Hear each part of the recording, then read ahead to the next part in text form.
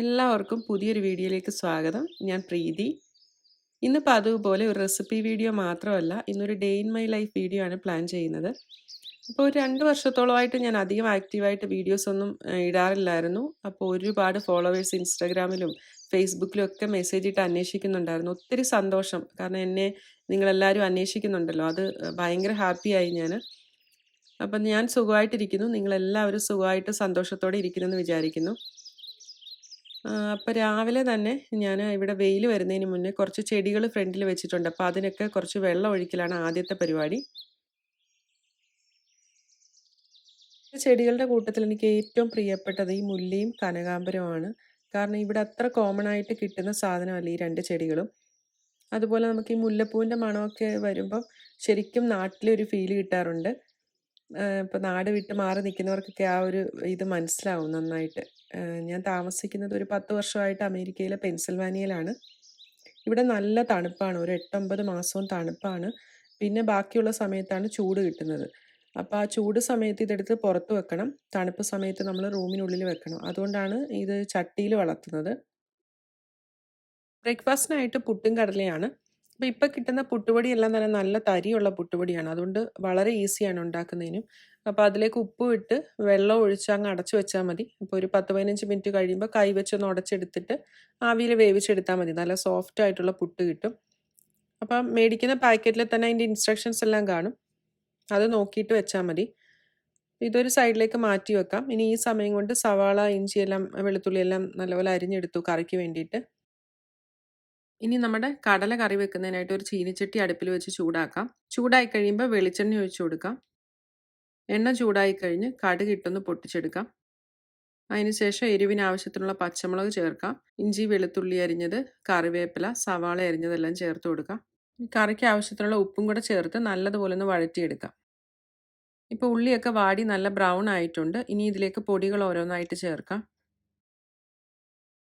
കുറച്ച് മഞ്ഞൾപ്പൊടി ചേർക്കാം, മല്ലിപ്പൊടി, ഇനി കുറച്ച് കാശ്മീരി മുളക് പൊടി, ഗരം മസാല, പെരുംജീരകം വറുത്ത് പൊടിച്ചതും കൂടെ ചേർത്തിട്ട് നല്ലപോലെ ഒന്ന് പച്ചമണം പോകുന്നിടം വരെ വഴറ്റിയെടുക്കണം. ഞാനിതിലേക്ക് തക്കാളി ചേർത്തിട്ടില്ല. വേണമെങ്കിൽ ഈ ഒരു സ്റ്റേജിൽ തക്കാളിയും കൂടെ അരിഞ്ഞ് വഴറ്റിയെടുത്താൽ മതി. തലേദിവസം വെള്ളത്തിൽ കുതിർത്തെടുത്തിട്ട് കുക്കറിൽ വേവിച്ചെടുത്തേക്കുന്ന കടല ചേർത്ത് കൊടുക്കാം. വെള്ളക്കടലയാണ് എടുത്തിരിക്കുന്നത്. ഉപ്പ് വേണമെങ്കിൽ കുറച്ചും കൂടെ ചേർത്ത് കൊടുത്ത് നല്ലതുപോലെ ഒന്ന് മിക്സ് ആക്കി എടുക്കാം.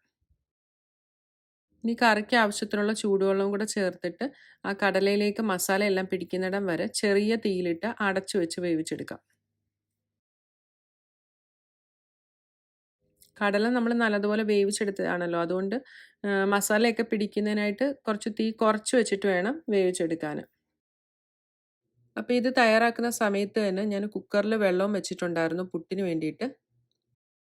അപ്പോൾ ഒരു 10 മിനിറ്റോളം ചെറിയ തീയിൽ വെച്ചിട്ട് നമുക്ക് കറി വേവിച്ചെടുക്കാം. അപ്പോൾ ആ സമയത്ത് നമുക്ക് പുട്ടങ്ങ് തയ്യാറാക്കിയെടുക്കാം. പുട്ടുപൊടി നമ്മൾ നനച്ച് വെച്ചതെല്ലാം റെഡി ആയിട്ടുണ്ട്. അത് ആ വെള്ളമൊക്കെ പിടിച്ച് നല്ലപോലെ ഇരട്ടിച്ച് വന്നിട്ടുണ്ട്. ഇത് കൈവച്ചൊന്ന് ഉടച്ചെടുത്തിട്ട് ഇനി നമുക്ക് തേങ്ങയും പുട്ടുപൊടിയും കൂടെ ഇടകലർത്തിയിട്ട് ആവിയിൽ വേവിച്ചെടുക്കാം.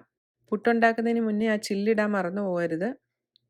അപ്പോൾ ഓരോ പുട്ടുണ്ടാക്കുന്ന സമയത്ത് ഈ പുട്ടുപൊടി ഒരു ഡ്രൈ ആയി പോകാതിരിക്കാൻ വേണ്ടി അടച്ചു വെച്ചേക്കണം.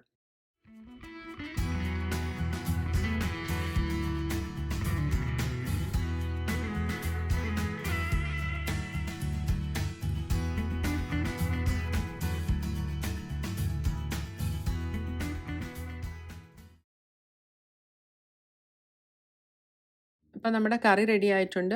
അവസാനം ഞാൻ കുറച്ച് കുരുമുളക് പൊടിയും ഗരം മസാലയും കൂടെ ചേർത്തിട്ട് ഒന്ന് ഇളക്കിയിട്ട് അങ്ങ് അടച്ചു വെക്കും.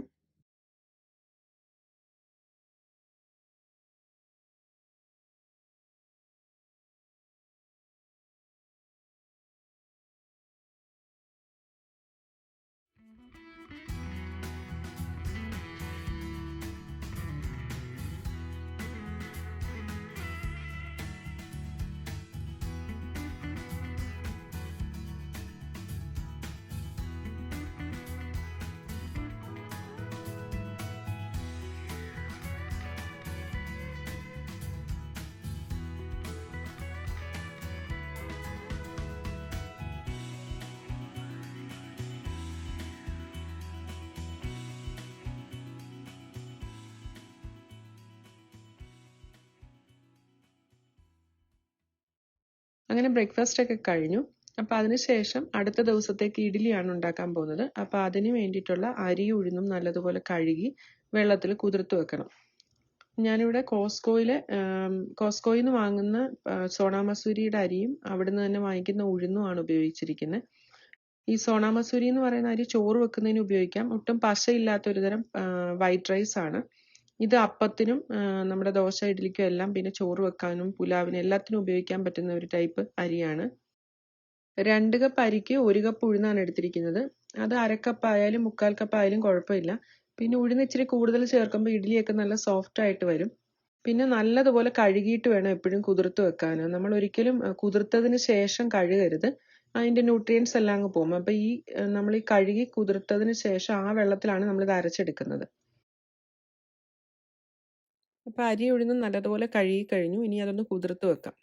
അപ്പോൾ ഇതിലേക്ക് ഉപയോഗിക്കുന്ന വെള്ളവും നല്ല പ്യൂരിഫൈഡ് ആയിട്ടുള്ള വെള്ളം തന്നെ ഉപയോഗിക്കുക. ഈ ഹാർഡ് വാട്ടർ ഒക്കെ ആണെങ്കിലും നന്നായിട്ട് ഇഡ്ഡലിയൊന്നും നല്ല സോഫ്റ്റ് ആയിട്ട് വരത്തില്ല. രാവിലത്തെ ബ്രേക്ക്ഫാസ്റ്റ് കഴിയുമ്പോൾ തന്നെ അടുത്ത ദിവസത്തേക്ക് വേണ്ടി നമ്മളിങ്ങനെ പ്ലാൻ ചെയ്ത് ചെയ്യുവാണെങ്കിൽ എന്നും അതങ്ങ് മറന്നു പോവാതെ ചെയ്യാൻ പറ്റും.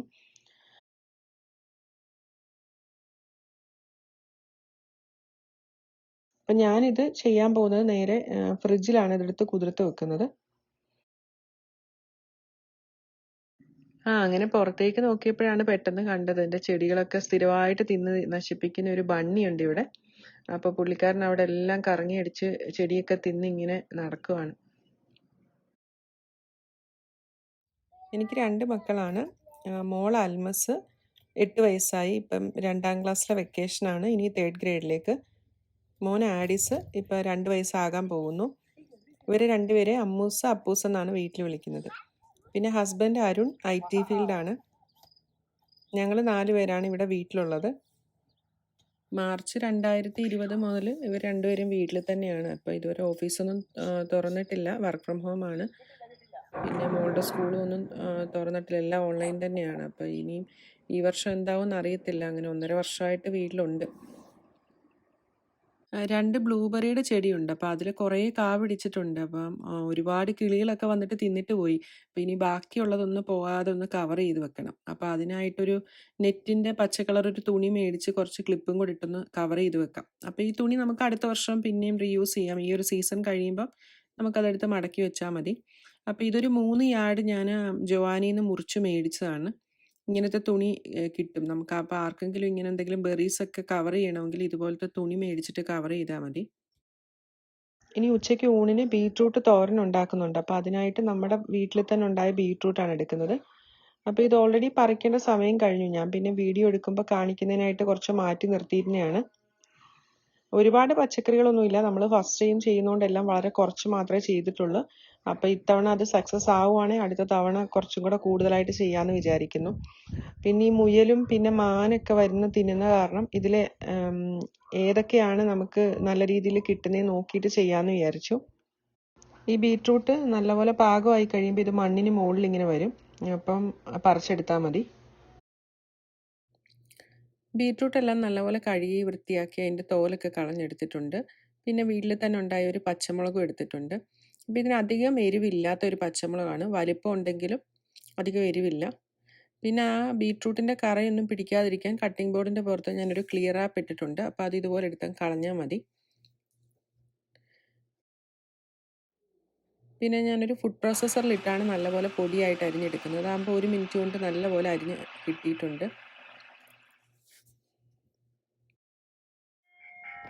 ഇപ്പോൾ സമ്മർ ആയതുകൊണ്ട് സ്ഥിരമായിട്ട് ഐസ്ക്രീം വണ്ടി വരും. അപ്പോൾ ഈ കമ്മ്യൂണിറ്റിക്കുള്ളിലുള്ള ആർക്കെങ്കിലുമൊക്കെ വേണമെങ്കിൽ ഈ ഒരു മ്യൂസിക് കേൾക്കുമ്പോൾ തന്നെ പിള്ളേരും വലിയവരൊക്കെ പുറത്ത് വരും. അപ്പോൾ ജസ്റ്റ് ഒന്ന് കാണിച്ചെന്നേ ഉള്ളൂ പെട്ടെന്ന് വന്നപ്പം. ഇനി അരപ്പിന് വേണ്ടിയിട്ട് 1/4 ടീസ്പൂൺ ജീരകം ഒന്ന് പൊടിച്ചെടുക്കാം. ഇത് അത്യാവശ്യം നല്ല വലിപ്പമുള്ളൊരു ഇടികല്ലാണ്. ഇതൊരു 8 വർഷം മുമ്പ് ഞാൻ കോസ്കോയിൽ നിന്ന് വാങ്ങിച്ചതാണ്. അപ്പോൾ ഇത് ഒരുപാട് പേര് എന്നോട് അന്വേഷിച്ചിട്ടുണ്ട് ഇത് എവിടുന്നാണ് വാങ്ങിച്ചതെന്ന്. അതുകൊണ്ടാണ് ഞാൻ പറഞ്ഞത്. അപ്പം ആർക്കെങ്കിലും വാങ്ങണമെങ്കിൽ കോസ്കോയിൽ ഒരു കൂടുതൽ എനിക്കൊന്ന് സമ്മറിലാന്ന് തോന്നുന്നു വരുന്നത്. ഞാനിത് അന്ന് വാങ്ങിച്ച സമയത്ത് ഒരു $14 മറ്റോ ആയിരുന്നു. അപ്പോൾ പക്ഷേ നല്ല വലിപ്പമുണ്ട്. സാധാരണ നമ്മൾ ഈ നാട്ടിലൊക്കെ കണ്ടുവരുന്നത് വളരെ ചെറുതല്ല. ഇത് നല്ല വലിപ്പമുണ്ട്. 8 ഇഞ്ചോ 9 ഇഞ്ചോ മറ്റോ ആണെന്നാണ് തോന്നുന്നത്. ജീരകം നല്ലപോലെ പൊടിഞ്ഞു കഴിയുമ്പം 2 അല്ലി വെളുത്തുള്ളിയും 3/4 കപ്പ് തേങ്ങയും കൂടെ ചേർത്ത് നല്ലപോലെ ഒന്ന് ചതച്ചെടുത്ത് ഒരു സൈഡിലേക്ക് മാറ്റി വെക്കാം. ഇനി ഒരു ഫ്രൈയിങ് പാനിലേക്ക് വെളിച്ചെണ്ണ ഒഴിച്ചു കൊടുക്കാം. എണ്ണയൊന്ന് ചൂടായി കഴിയുമ്പോൾ 1/2 ടീസ്പൂൺ കടുക് ഇട്ട് കൊടുക്കാം. കടുക് പൊട്ടി തുടങ്ങുമ്പോൾ കറിവേപ്പിലയും നമുക്ക് അരിഞ്ഞു വെച്ചിരിക്കുന്ന ബീറ്റ്റൂട്ടും കൂടെ ചേർത്തൊന്ന് ഇളക്കിയെടുക്കാം. ഇനി അതിലേക്ക് ആവശ്യത്തിനുള്ള ഉപ്പ് ചേർക്കാം. അതിനോടൊപ്പം അരിഞ്ഞു വെച്ചിരിക്കുന്ന പച്ചമുളകും ചേർക്കാം. ബീറ്റ്റൂട്ടിന് കുറച്ച് മധുരം ഉള്ളതുകൊണ്ട് പച്ചമുളക് കുറച്ച് കൂടുതൽ ചേർത്താൽ നല്ലതായിരിക്കും. ഇനി ഇത് അടച്ചു വെച്ചൊന്ന് വേവിച്ചെടുക്കാം. ഇത് 1-2 മിനിറ്റ് മതി. വളരെ പൊടിയായിട്ട് അരിഞ്ഞിരിക്കുന്നതുകൊണ്ട് പെട്ടെന്ന് വെന്ത് കിട്ടും. ഇപ്പോൾ ബീറ്റ്റൂട്ട് പാകത്തിന് വെന്തിട്ടുണ്ട്. ഇനി ഇതിലേക്ക് ആ ചതച്ച് വെച്ചിരിക്കുന്ന തേങ്ങ ചേർക്കാം. ഇനി ആ തേങ്ങയുടെയും വെളുത്തുള്ളിയുടെയൊക്കെ ആ ഒരു പച്ചമണം പോകുന്നിടം വരെ നല്ലതുപോലെ ഒന്ന് വഴറ്റി എടുക്കണം. അപ്പോൾ ആ വെള്ളമയമൊക്കെ പോയി നല്ലപോലെ ഡ്രൈ ആയിട്ടുണ്ട്. അപ്പോൾ ബീറ്റ്റൂട്ട് തോരനും റെഡിയായി. നമുക്കൊരു സൈഡിലേക്ക് മാറ്റി വെക്കാം. നല്ല ഫ്രഷ് അച്ചിങ്ങപ്പയറുണ്ട്. അത് വെച്ചിട്ട് നമുക്കൊരു മെഴുക്ക് പുരട്ടി ഉണ്ടാക്കാം. അപ്പോൾ അത് നല്ലപോലെ ഒന്ന് കഴുകിയെടുക്കാം. എന്നിട്ട് അത് ചെറുതായിട്ടൊന്ന് മുറിച്ചൊരു സൈഡിലേക്ക് മാറ്റി വെക്കാം. ഒരു പാൻ ചൂടാകുമ്പോൾ അതിലേക്ക് വെളിച്ചെണ്ണ ഒഴിച്ചു കൊടുക്കാം. എണ്ണയൊന്ന് ചൂടായി കഴിയുമ്പോൾ ഒരു വലിയ സവാള അരിഞ്ഞ് ചേർക്കാം. അതിലേക്ക് 2 പച്ചമുളകും കുറച്ച് കറിവേപ്പിലയും കൂടി ചേർക്കാം. അതൊന്ന് വാടി തുടങ്ങുമ്പോൾ അതിലേക്ക് 1/2 ടീസ്പൂൺ മഞ്ഞൾപ്പൊടി, ആവശ്യത്തിനുള്ള ഉപ്പും 1/2 ടീസ്പൂൺ മുളക് പൊടിയും കൂടെ ചേർത്ത് നല്ലതുപോലെ ഒന്ന് യോജിപ്പിച്ചെടുക്കാം. ഇനി ഇതിലേക്ക് അരിഞ്ഞു വെച്ചിരിക്കുന്ന പയർ ചേർക്കാം. ഒരു കൈപ്പിടി അളവ് പയറാണ് ചേർത്തിരിക്കുന്നത്. നല്ലതുപോലെ ഒന്ന് യോജിപ്പിച്ചെടുക്കാം.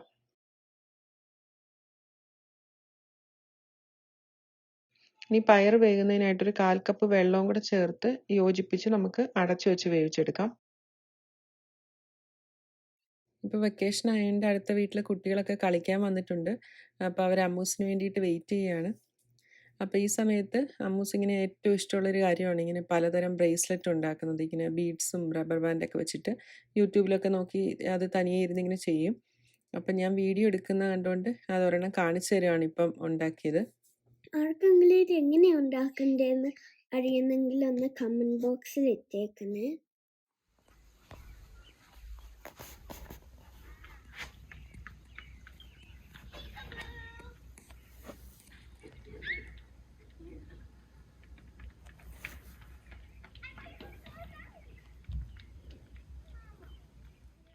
ഇനി മീൻകറി വെക്കാനായിട്ട് മീൻ നല്ലപോലെ കഴുകി വൃത്തിയാക്കി എടുത്തു വെച്ചിട്ടുണ്ട്.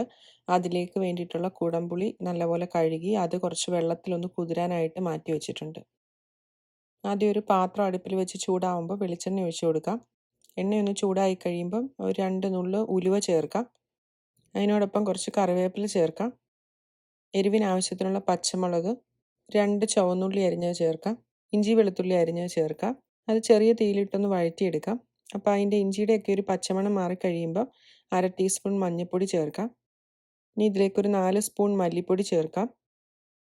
3 സ്പൂൺ കാശ്മീരി മുളക് പൊടിയും ചേർത്തിട്ടുണ്ട്. ഇത് അത്യാവശ്യം എരിവുള്ള കാശ്മീരി മുളക് പൊടിയാണ്.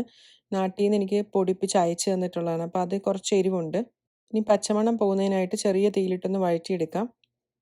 മല്ലിപ്പൊടി മുളക് പൊടിയൊക്കെ ഉപയോഗിക്കുന്നത് നാട്ടിൽ നിന്ന് പൊടിപ്പിച്ച് എനിക്ക് കൊറിയറിൽ അയച്ചു തരുന്നതാണ്. ഗരുഡവേഗ എന്ന് പറഞ്ഞാൽ. അതിനെക്കുറിച്ച് ഞാൻ വേണമെങ്കിൽ പിന്നൊരു വീഡിയോ ചെയ്യാം. പൊടികളുടെ പച്ചമണം മാറിക്കഴിയുമ്പം കുതിർത്ത് വെച്ചിരിക്കുന്ന കുടംപുളി ചേർക്കാം. പിന്നെ കറിക്ക് ആവശ്യത്തിനുള്ള വെള്ളവും കൂടെ ചേർക്കാം. ഇനി കറിക്ക് ആവശ്യത്തിനുള്ള ഉപ്പ് ചേർക്കാം. എൻ്റെ വീട്ടിലൊക്കെ മീൻകറി തയ്യാറാക്കുമ്പം മല്ലിപ്പൊടി ചേർത്തിട്ടാണ് വെക്കുന്നത്. അപ്പോൾ കറിക്കൊരു കൊഴുപ്പ് ആ ഒരു തിക്നെസ് ഒക്കെ കിട്ടും നന്നായിട്ട്. കാരണം ചില നാട്ടിലൊന്നും മല്ലിപ്പൊടി ചേർക്കത്തില്ല. മുളക് പൊടി മാത്രം വെച്ചിട്ടാണല്ലോ വെക്കുന്നത്. ഇനി ഇതിലേക്ക് കറിവേപ്പിലയും കൂടെ ചേർത്ത് അടച്ചു വെച്ച് നല്ലതുപോലെ ഒന്ന് തിളപ്പിച്ചെടുക്കാം.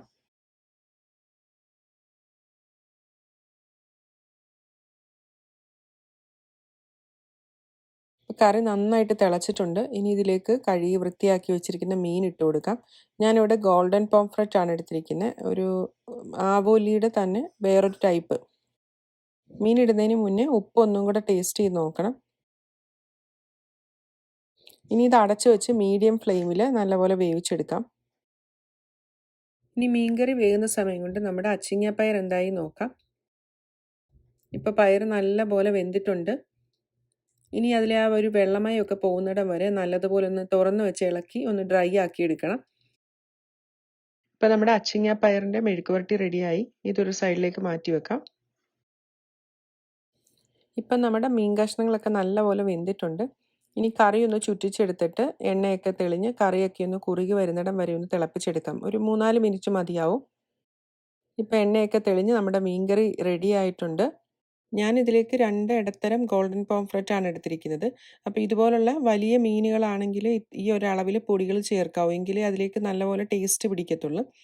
അപ്പം ഈ മത്തി, നെത്തോലി പോലത്തെ കുഞ്ഞു മീനുകളാണെങ്കിൽ ഈ ഒരളവിൽ പൊടികൾ ചേർക്കരുത്.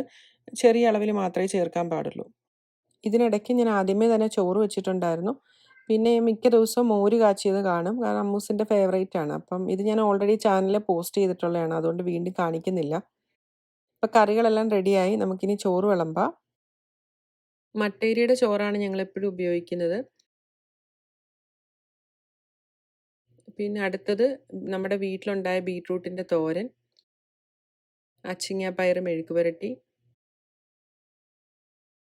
ഇത് ഞാൻ വീട്ടിലുണ്ടാക്കിയ നാരങ്ങാച്ചാറാണ്. ലെമൺ വെച്ചിട്ട്, ലൈമല്ല, മഞ്ഞ കളറിലെ ലെമൺ വെച്ചിട്ടുണ്ടാക്കിയ അച്ചാറാണ്. പിന്നെ മോര് കാച്ചിയത്. ഇനി അടുത്തത് നമ്മുടെ കുടംപുളി ഇട്ട മീൻകറി. അപ്പോൾ ഇതായിരുന്നു ഞങ്ങളുടെ ഇന്നത്തെ ഊണ്. അപ്പോൾ വീട്ടിലുണ്ടായ അച്ചിങ്ങാപ്പയറും ബീട്രൂട്ടും ഒക്കെ വെച്ചിട്ട് നല്ലൊരു കോമ്പിനേഷനായിരുന്നു. അപ്പോൾ എല്ലാവരും ഒന്ന് ട്രൈ ചെയ്ത് നോക്കണം കേട്ടോ. വൈകിട്ടത്തെ പണി നാളത്തേക്കുള്ള മാവ് ഒന്ന് അരച്ചു വെക്കണം. പിന്നെ ചെടിക്കൊക്കെ ഒന്ന് വെള്ളം ഒഴിച്ചതിന് ശേഷം ഞങ്ങൾ കമ്മ്യൂണിറ്റിക്കുള്ളിൽ തന്നെ ഒന്ന് നടക്കാനായിട്ട് ഇറങ്ങി. ഈ ഒരു സമയം നിങ്ങൾക്ക് ഗസ് ചെയ്യാൻ പറ്റുന്നുണ്ടോ? ഇതിപ്പോൾ രാത്രി 8:30 അപ്പോൾ ഇനി തണുപ്പ് കൂടുന്തോറും ആ ഒരു സമയം കുറഞ്ഞു വരും. സമ്മറിൽ ഇങ്ങനെ പകൽ വെളിച്ചം നല്ല കൂടുതലാണ്. നേരെ ഉരുട്ടാൻ ഒരുപാട് ലേറ്റാവും. അപ്പോൾ ഒരു ദിവസം മുഴുവനായിട്ട് കാണിച്ചു കഴിഞ്ഞാൽ ഈ വീഡിയോ ഒരുപാട് നീണ്ടുപോകും. അതുകൊണ്ട് ഞാൻ വളരെ കുറച്ചായിട്ട് ചുരുക്കിയാണ് ഇട്ടിരിക്കുന്നത്. അപ്പോൾ ഈ വീഡിയോ ഇഷ്ടമായിട്ടുണ്ടെങ്കിൽ നിങ്ങൾ കമൻസിലൂടെ അറിയിക്കുക. അപ്പോൾ ഇനി മറ്റൊരു നല്ല വീഡിയോ ആയിട്ട് വീണ്ടും കാണാം.